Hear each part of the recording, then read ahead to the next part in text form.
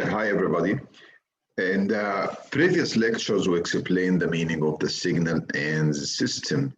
This lecture, we're going to continue for explaining more information about signals. This table, it shows you the types of signals according to specific parameters. For example, if you look for the first row here, if the parameter if the chosen parameter is time, so the signal can be classified as continuous time signal and discrete time signal. What does it mean, continuous time signal and discrete time signals? Let's just take a look at this one. This signal is continuous time signal, and write like that, continuous time signal. Why? Because you can find value for the signal x of t at any instant t. Any instant of time, you can find the value of the signal. On the other hand, in discrete time signal, you see here it's sliced. You can find the value of the signal at this instant or at this sampling instant. And you can find value for the signal at this instant, but between these two instants, there is no information. You don't know what's here in this area. You know only at each sampling instant. How can you do the sampling? It's just like you can imagine if you have a switch and you have this signal input, which is x of t, and let's say that you turn on and turn off this switch every t of s, which we call it sampling period. Then the output will be that signal. It will have values only at each sampling instant, but between any two instant sampling, you don't have any value of x of t. So let's just get one example to explain how can you do that. I will show you a very simple function or signal.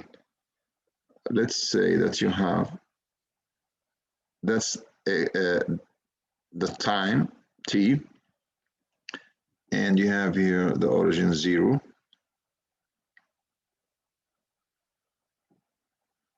1, 2, and let's say that's the y-axis where we're going to represent the signal, and the value is equal to 6. And let's just take another color here, and that's a signal, and will be 0 here. That's a continuous time signal.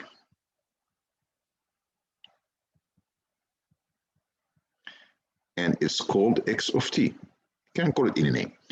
Why it's continuous? Because at each instant of time, you can find value, the value of the signal itself. We can express the signal as a function of time. Between 0 and 2, it's a straight line, and it's very easy to find. So when time is greater than 0, less than 2 seconds, the equation of this one, the slope is equal 6 over 2 is equal 3, is negative, so it's equal minus 3t plus 6. Here you can review it, you find this is the function. So that's equal to minus 3t plus 6 in this period between 0 and 2. But it will be 0 if it's the time less than 0, the function will be equal 0, as you see. And if it's greater than 2, the function is equal 0. So we can write is equal 0 elsewhere. That's a continuous time signal. Let's now assume that you are going to sample this function using a sampler with sampling period is equal to 0.5 seconds. So that will be open and close every sampling, TS is equal 0.5 second. So the input will be X of T, and the output will be a sequence of N. What's N? We're going to explain now what's N. N should be an integer. It could be positive or negative or zero. Could be like -10, -9, 0, 1, 2. I mean, it goes to any value as integer. What is the relationship between N and T? NTS. We'll say that the time T is equal to NTS. So any time T can be expressed as NTS. N is an integer. For example, here 0 at time equals 0, N is equal 0. Let's just make an axis. N is equal 0. And since you are going to sample it every 0.5s, so now you can write N time 0.5. So you will say T is equal 0.5 N. All right, that's the time T. So when you move every 0.5, that's another sample. Another 0.5, because this is 0.5, this is 1. Another 0.5, that's 2. Another 0.5, that will be 3. Another 0.5, that will be equal 4. And if you can go backward also, you can, if you go backward, minus 0.5 second, sampling, you get -1 and -1, and so on, -2. So that's how we calculate N. So the relationship between T, the time, and N is the sampling time TS. Good. Well, we want to find the value of the sequence X of N, the corresponding. Now the question is find the corresponding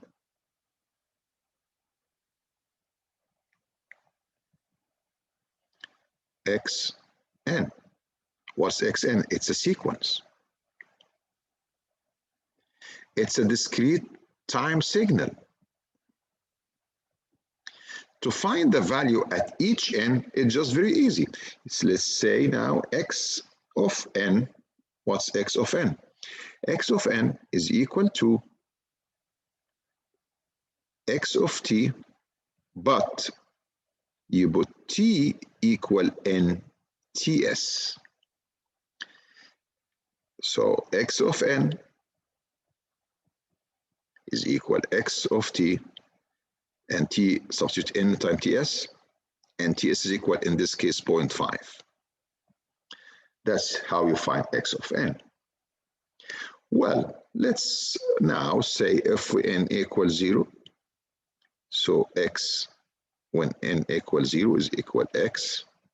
0.5 times 0 will be equal 0. And you go there, what is the value when X equals 0? You can look at the diagram, or you can substitute in the equation. Well, put 0 here, so -3 times 0 is equal 0, plus 6 is equal 6. So X of 0 is equal 6. Now, go for the second, N equal 1. So what's X1?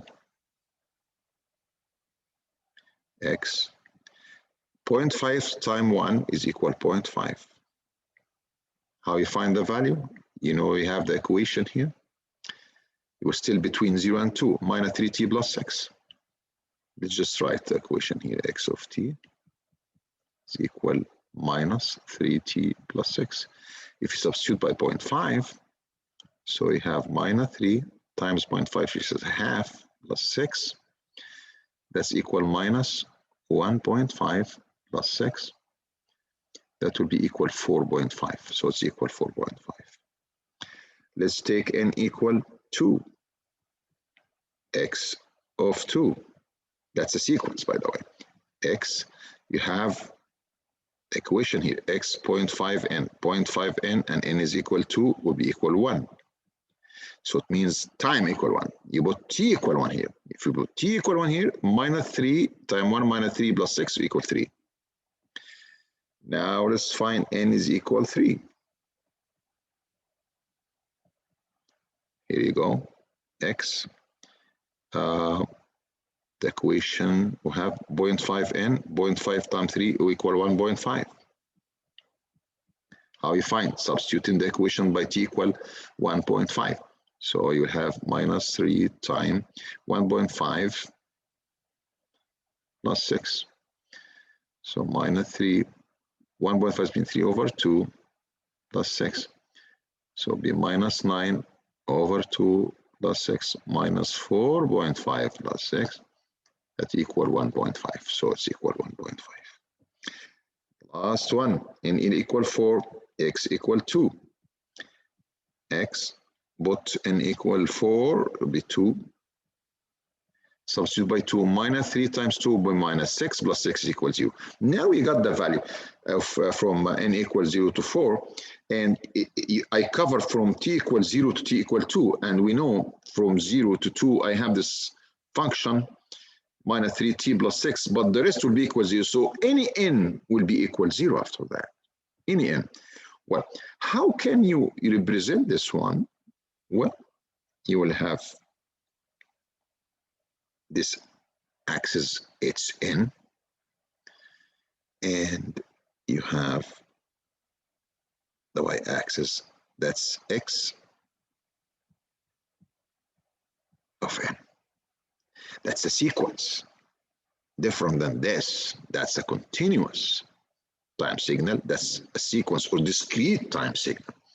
Then you start to find when n equals 0, it's equal 6. So just make this one 6. So just let's change the color so you understand what we're doing. We'll make it red. So at n equals 0,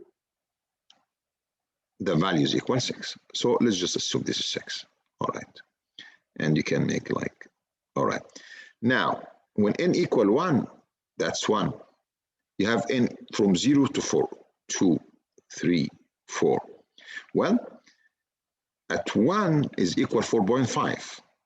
So this thing that will be 4.5. 4.5. When 2 is equal 3, that's 3. At n equal 3, it's equal 1.5. Make a circle, and then at 4 is equal 0. What about the rest? Well, the rest are 0. So you can just put at 5 is equal 0, at 6 is equal 0, minus 1 equals 0, that's equal 0.